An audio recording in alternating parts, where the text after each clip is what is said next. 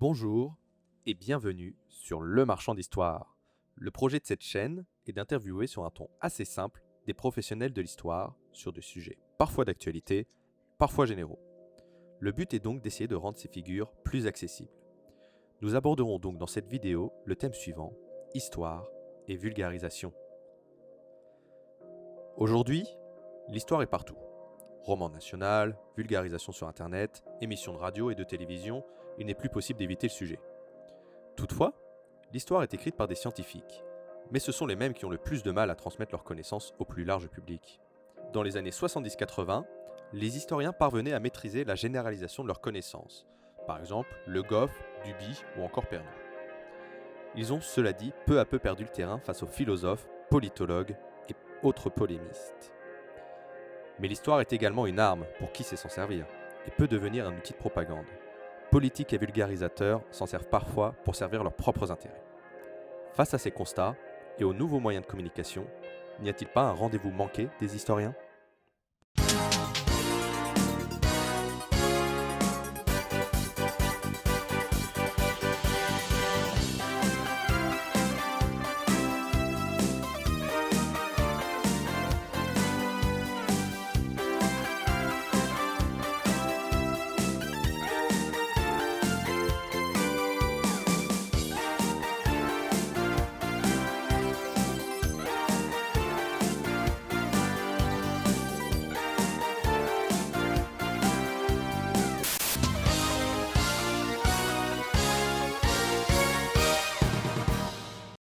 Bonjour Annick Peters et Yann Lignereux.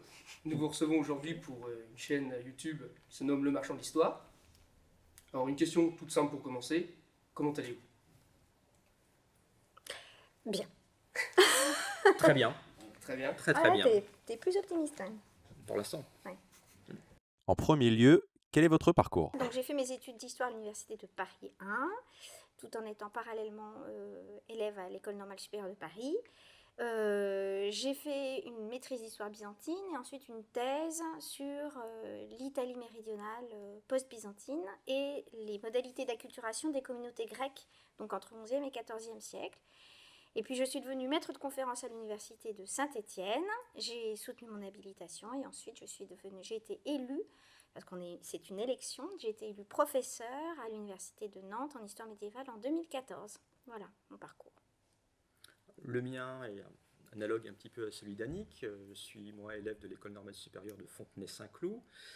J'ai parallèlement suivi des études à Paris 1 et à Paris 4 et puis soutenu une thèse portant sur les transformations politiques de Lyon au moment de la première modernité absolutiste, donc entre 1590 et 1640. Par la suite, j'ai enseigné un an dans le secondaire, puis j'ai été recruté comme maître de conférence à Nantes, université dans laquelle j'ai poursuivi en étant élu ensuite professeur d'histoire moderne. Voilà. Et quels sont vos domaines de recherche ? Alors, moi, j'ai pas trop quitté l'Italie du Sud, on va dire, qui est vraiment mon territoire d'élection. Je travaille beaucoup sur les questions de contacts monastiques et religieux entre la chrétienté byzantine et la chrétienté occidentale, la configuration d'un imaginaire occidental du moine oriental, et puis aussi des questions liées à l'idéologie politique du royaume de Sicile, et en particulier à l'impérialité du roi de Sicile. Et je travaille actuellement sur l'édition d'une règle trilingue, grec, latin, italien, composée par le cardinal Bessarion, un grand humaniste du milieu du XVe siècle. Voilà. Pour ma part, j'ai 3 thématiques qui sont successives. Pour la thèse, c'était de l'histoire politique urbaine, analyser à l'échelle donc d'une communauté politique les transformations idéologiques, iconographiques d'un imaginaire qui s'adapte aux mutations elles-mêmes de l'État moderne. Ensuite, pour mon habilitation à diriger des recherches, j'ai travaillé plutôt sur l'iconographie donc, des rois de France, ce que j'appelle la publicité visuelle donc, de la monarchie française de Charles VIII à Louis XIV.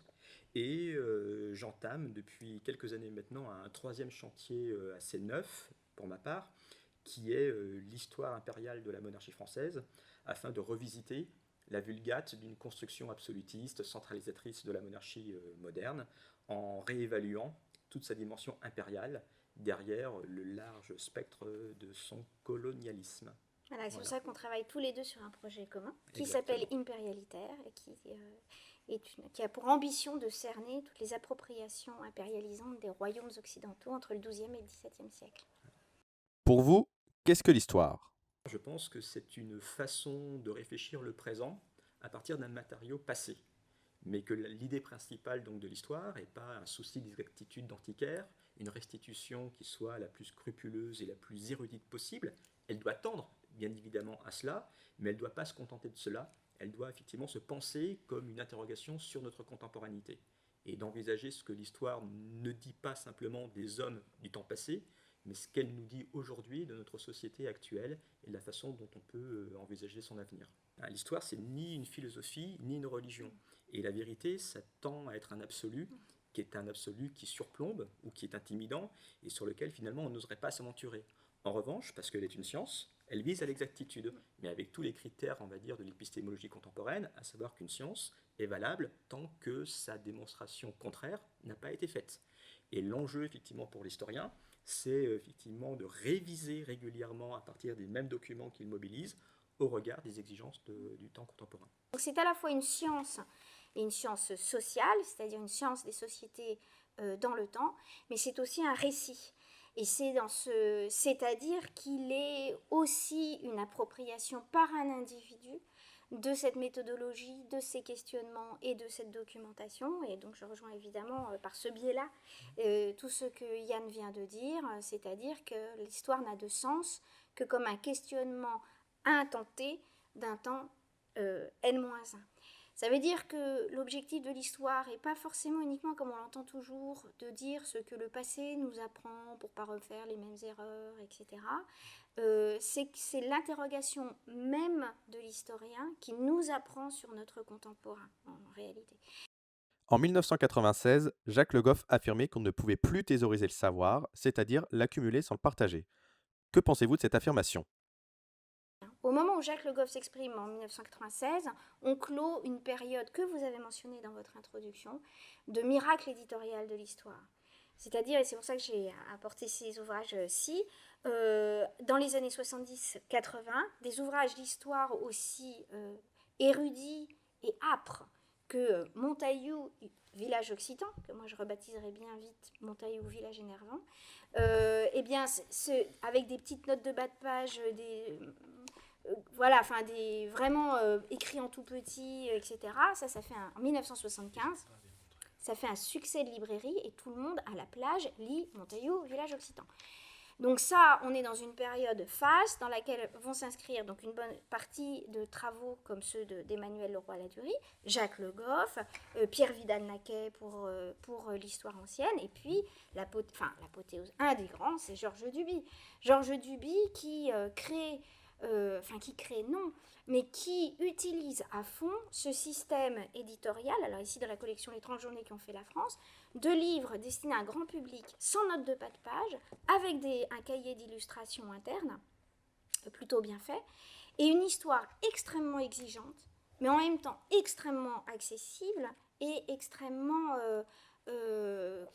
bien écrit. Les historiens doivent aussi se mettre à la page et s'approprier de nouveaux canaux de diffusion avec lesquels ils sont peut-être moins à l'aise que le livre.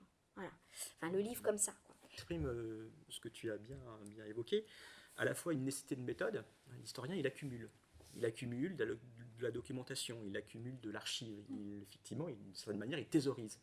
Mais cette accumulation a une valeur et pas un prix. Et je crois que la notion de trésor, justement, implique véritablement ce rapport à l'histoire que le public français a longtemps eu, c'est que ce n'est pas une marchandise, l'histoire. C'est une valeur commune, c'est un savoir partagé, et en cela même, il n'a pas vocation à être accaparé. Entre l'accumulation et la constitution d'un savoir et l'accaparement égoïste, effectivement, d'une richesse qui est commune, il y a quand même un abîme. Et donc la mission de tout temps de l'historien, vous m'excuserez effectivement pour cette expression que vous bannissez de toute disserte d'histoire, la vocation quand même de l'historien, c'est de restituer, mais pas de restituer à somme nulle. La particularité, c'est pour ça que la citation est étrange, à la fois très juste et un peu inexacte, c'est qu'il restitue plus qu'il n'a trouvé, en ce sens que la matière qu'il a accumulée, il la transforme. c'est une opération un peu alchimique aussi, le récit historique. C'est à partir d'une documentation archivistique, la transformer, la restituer, pour que justement les uns et les autres puissent l'approprier. Et je crois que le grand travail de vulgarisateurs aussi talentueux qu'ont été Emmanuel Leroy-Ladurie, Vernant, Dumézil, était dans cette dimension très politique de l'histoire, au sens que cela intéresse la cité, et que c'est un savoir qui est un savoir partagé, qui est un savoir en plus. Ce n'est pas un savoir pris sur les autres. Ce n'est pas une richesse que l'on vole à certains, mais c'est une richesse que l'on découvre, au sens archéologique du terme, pour effectivement en faire un patrimoine commun. Comment rendre l'histoire et son apprentissage plus accessibles ? Peut-être que des formes mixtes, mêlant plusieurs types d'expressions, peuvent toucher un plus grand public. Il ne s'agit pas de faire du rap en histoire, enfin de l'histoire en rap ou dans je ne sais pas quoi, parce qu'il faut se mettre... Non, mais il y a un certain nombre de médias qui me semblent... On aurait du mal quand même. Alors là... Oh merde, la Visigoth! Rien que d'y penser, j'en perds mes moyens. Donc, Excuse-moi. c'est dire. Et donc, je pense, voilà. Donc, la bande dessinée, par exemple, typiquement, et surtout la bande dessinée telle qu'elle est, je trouve, réalisée à l'heure actuelle avec cette série extra, je trouve, sur cette série pilotée par Sylvain Wener, qui est un contemporanéiste, d'une sorte de nouvelle histoire de la France faite par des spécialistes, et alors corrélant en fait l'activité d'un spécialiste d'histoire, en l'occurrence pour les temps barbares, c'est Bruno Dumézil, et d'un dessinateur, ici Hugues Micol. Moi, je trouve que c'est un métissage d'expressions qui en plus là est vraiment très bien réussi parce qu'il mêle beaucoup de catégories, en fait, des références contemporaines, y compris jeux de rôle, enfin, c'est super drôle. Et en même temps, il lit des choses fondamentales sur la transition entre l'Antiquité tardive et le Haut Moyen-Âge. Donc ça, je trouve que c'est, par exemple, c'est un biais qui est vraiment très, à mon avis, à exploiter. L'idée principale, mais c'est ce que tu exprimes très bien, c'est de donner à chacun les moyens de s'approprier justement ces valeurs communes. Et donc on ne peut pas effectivement demander l'unité ou l'uniformité des canaux de médiation. Il faut effectivement offrir une palette très large, qui ne soit pas restrictive, à partir du moment où le jeu scientifique est respecté à minima. La forme théâtrale, la forme de bande dessinée, la forme effectivement audiovisuelle contemporaine doivent trouver les différents publics en ayant l'idée effectivement non pas de les enfermer dans ce qu'ils aiment retrouver, mais en leur disant mais regardez ce qui se fait à côté. C'est pour ça que dans nos projets de valorisation, plus que de vulgarisation, on essaie à chaque fois de fronder les limites de l'hétérogénéité du public. L'histoire ne tente-t-elle pas trop de se rapprocher des sciences dites dures ? La seule problématique là-dedans de l'histoire, c'est qu'elle ne peut pas faire d'expérimentation. C'est-à-dire qu'elle ne peut pas... Donc, alors, est-ce qu'elle tend trop vers la science ? Derrière cette question, il y a celle de la qualité, de la scientificité de l'histoire. Et évidemment, forcément non, puisque en réalité, l'histoire est sans cesse une question posée à des documents, questions qui sont variables et qui ensuite sont mises en forme par un individu qui est l'historien. Et ce n'est pas un problème d'objectivité, c'est un peu comme si on questionnait l'objectivité d'un juge à émettre telle sentence par rapport à tel fait, mais c'est un problème d'appropriation individuelle à un instant T dans une société donnée d'un phénomène du passé et des sources qui les traduisent. Alors, l'histoire a un degré de scientificité qui est de plus en plus, alors, non pas mise en cause, mais comment dire, au contraire, creusée dans une critique de plus en plus accrue de ce qu'est une source, en réalité. C'est-à-dire que pendant longtemps, et d'ailleurs le terme de source, on a l'impression que ça jaillit tout seul, donc pendant des décennies, voire des siècles, on a considéré que les documents nous étaient fournis comme ça, et il suffisait de les interroger, et ça veut dire qu'ils transmettaient le réel, et qu'il suffisait de les interroger et on avait la vérité historique. En réalité, non, les sources ne sont pas des données. Nous sont transmises, et plus elles arrivent de loin, plus elles sont transmises par des siècles de conservation, et la conservation elle-même est un phénomène historique, l'archivage lui-même est un phénomène historique, sans compter l'écriture du document est lui-même un phénomène historique. Donc, l'histoire interroge et creuse en permanence sa scientificité, à l'heure actuelle, surtout pour un regard sur la constitution du corpus documentaire. L'histoire est scientifique entend aussi que l'historien fournit à ses lecteurs des modes de vérification de ce qu'il dit. C'est-à-dire que c'est le fameux, et très bien étudié par Patrick Boucheron d'ailleurs, la fameuse note de bas de page, qui fait référence à la documentation et à la bibliographie qu'on a utilisée pour partir de telle source et obtenir telle interprétation. À la fois la lecture de la source et ce qu'elle dit et les interprétations ultérieures de cette source qui se sont déjà produites avant qu'on nous on arrive, eh bien, doivent être énoncées afin que le lecteur puisse avoir accès aux conditions de vérification de la preuve. Donc il y a une vraie méthode scientifique qui n'est jamais assez exigeante, à mon sens, et en même temps, l'histoire n'est pas une science exacte en réalité. Mais pratiquement de la même manière que la médecine n'est pas une science exacte, c'est que dès que vous avez de l'humain qui interfère, vous n'avez plus le caractère répétitif des causes et des conséquences qui semble arriver de manière absolue et répétitive en physique, etc., parce que vous avez l'humain derrière. Voilà. Que ce soit l'homme qui a écrit le document, que ce soit l'historien qui s'en approprie, vous avez l'humain. L'humain, comme dit Marc Bloch, c'est la chair fraîche de l'ogre historien. C'est-à-dire que c'est là où il va faire son banquet, mais c'est là aussi son frein à la scientificité pure de l'histoire, et je dirais, heureusement. Donc c'est pour ça que cette subtilité de l'histoire, il faut la regarder comme une caractérisation de sa dimension disciplinaire et scientifique, mais aussi comme une exigence éthique que l'historien a à l'égard de sa propre recherche, et du contrat de lecture critique qu'il accepte, non seulement de la part de ses pairs, mais surtout de la part de ses lecteurs, qui peuvent toujours lui dire « mais d'où parlez-vous ? Voilà. Qu'est-ce que vous nous dites ? Pourquoi vous dites cela comme ceci et comme cela ?»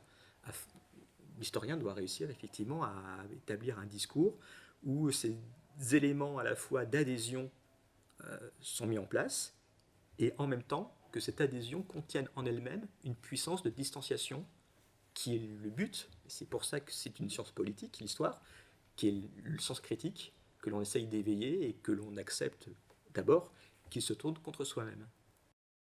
La méthode ne tue-t-elle pas l'attrait à l'histoire, là où certains comme Ferrand, Deutsch ou encore Berne préfèrent s'en affranchir ? Je crois que le maître mot, c'est aussi l'inquiétude. Un des mots qu'on a employé et qui n'est pas un slogan comme ça vide de sens, c'est l'intranquillité. C'est un titre d'un roman magnifique de Pessoa, mais derrière lequel il y a vraiment l'idée que l'historien a une exigence d'apporter des certitudes, apporter du savoir neuf, apporter des éléments concrets qui permettent effectivement de faire reculer les bornes de l'ignorance, mais en même temps en ayant conscience de la fragilité donc, de son affirmation et de penser que son inquiétude constitutive de la pertinence de ce qu'il apporte. Et c'est là où peut-être que cela diffère par rapport à d'autres sciences, c'est que cette intranquillité et cette inquiétude, elle doit être constitutive non seulement du travail de construction du savoir, mais aussi de sa restitution. Et nous sommes très souvent dans peut-être trop de précautions, peut-être trop dans la déconstruction, mais je crois que c'est une nécessité de toujours dire, c'est un état de la proposition, c'est une interprétation vraisemblable que nous pensons vous donner, mais ce n'est pas, et là on revient toujours à cet absolu, ce mot affreux qu'est la vérité, qui doit être banni du discours de l'historien. Et c'est là où, comme tu le dis, on peut prêter le flanc à des dérives, à une dimension donc, qui n'est plus une dimension éthique, mais une dimension propagandiste de l'histoire, visant effectivement à un militantisme qui peut être des plus abominables. Et abominable, mais en même temps séduisant, parce qu'en réalité, du point de vue de son passage médiatique, c'est quand même beaucoup plus facile d'asséner des vérités en disant ça s'est passé comme ça, l'appel à la première croisade c'est ça, la bataille de Poitiers en 732 avec Charles Martel, il a sauvé l'Europe chrétienne, c'est ça. Bon, des choses comme ça, c'est quand même plus facile, et c'est plus facilement reçu par le public, et en particulier sur des médias qui rendent les choses simples aussi, parce qu'ils sont là pour asséner des vérités définitives, c'est plus pratique, plus facile, plus séduisant que de dire à un public, écoutez, là-dessus, j'ai pas de source, et donc je dois me taire. Le silence de l'historien, c'est quelque chose qui est plus difficile à accepter qu'un histrion qui vous dit « Ah bah ça s'est passé comme ça, on le sait, etc. » La bataille de Poitiers, on ne sait pas si elle s'est passée à Poitiers, en tout cas on sait qu'elle ne s'est pas passée en 732. Le baptême de Clovis, on sait qu'il ne s'est pas passé en 496, et on ne sait même pas si c'est fait à Reims. Enfin, vous voyez, donc il y a des choses sur lesquelles nous sommes, par honnêteté, contraints de proclamer et d'afficher notre silence. Et ça, c'est sûr que ça passe comparativement, en réalité, ça passe moins bien par rapport aux histrions, éditorialistes et autres asséneurs de vérité qui sont là uniquement pour conforter les a priori et les tendances quand même les plus faciles du public. Ça rejoint une des réponses précédemment apportées, c'est cette question du vacarme médiatique dans lequel le silence de l'historien est paradoxalement sa voix propre. Mais vous comprenez que dans le jeu donc, du temps de parole, des gros titres, de la typographie Times 42, le silence, tout honnête qu'il soit, n'est pas une voix.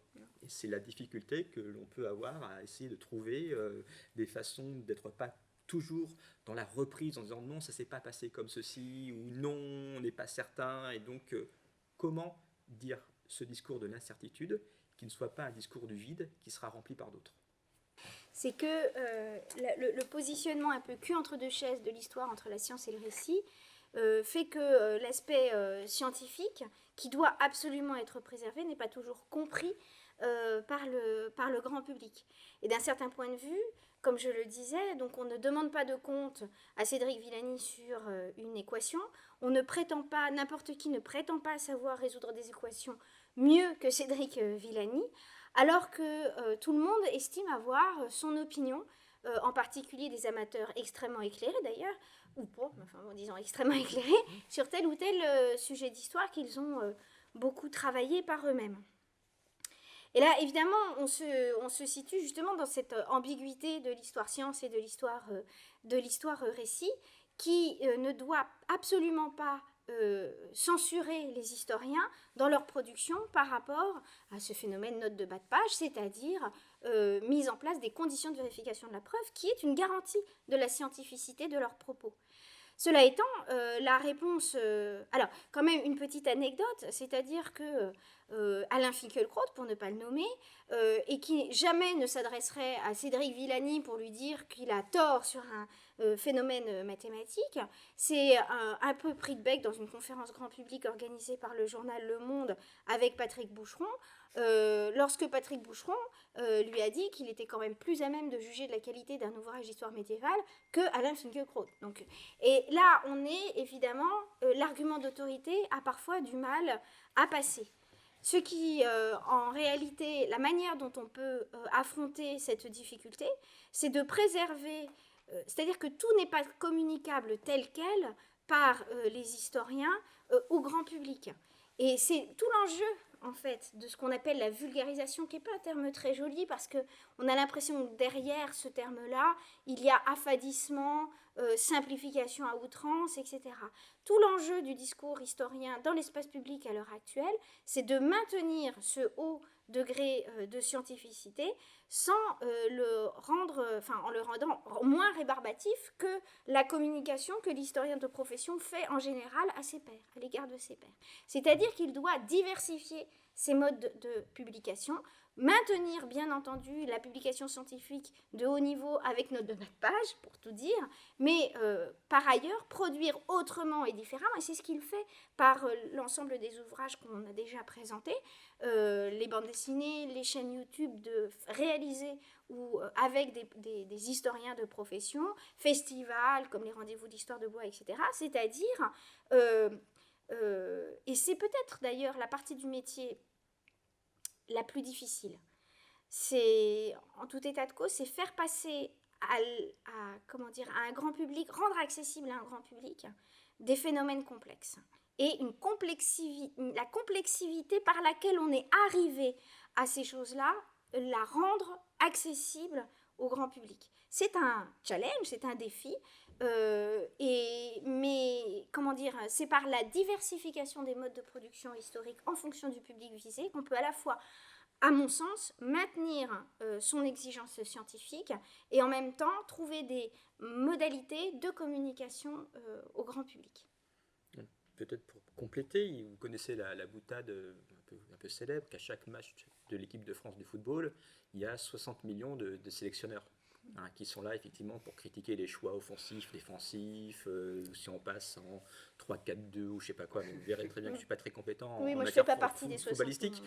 Mais justement, il y a cette idée que l'histoire partage une langue commune avec l'ensemble de nos citoyens. C'est une langue que nous utilisons pour faire notre liste de courses. C'est une langue que nous utilisons pour écrire nos articles de recherche les plus pointus. Et c'est la langue avec laquelle nous parlons à nos étudiants. Et bien évidemment, il y a là par là même cette porosité de la langue elle-même qui donne l'impression que tout pourrait se valoir, qu'il y aurait une équivalence finalement totale parce que c'est le même médium qui est employé. On peut simplement mettre ça en perspective lorsque la sociologie veut se constituer comme science. L'un des maîtres mots donc de ses fondateurs, c'est non pas de revenir sur la méthode d'analyse des faits sociaux eux-mêmes qui sont en train d'être constitués, que par la manière dont on en rendra compte. Et l'un des maîtres mots, c'est pour que la sociologie devienne une science, il faut qu'elle s'emploie à utiliser des mots abscons, à utiliser à dessein une obscurité pour réaliser justement le démarquage entre la langue commune et la langue scientifique.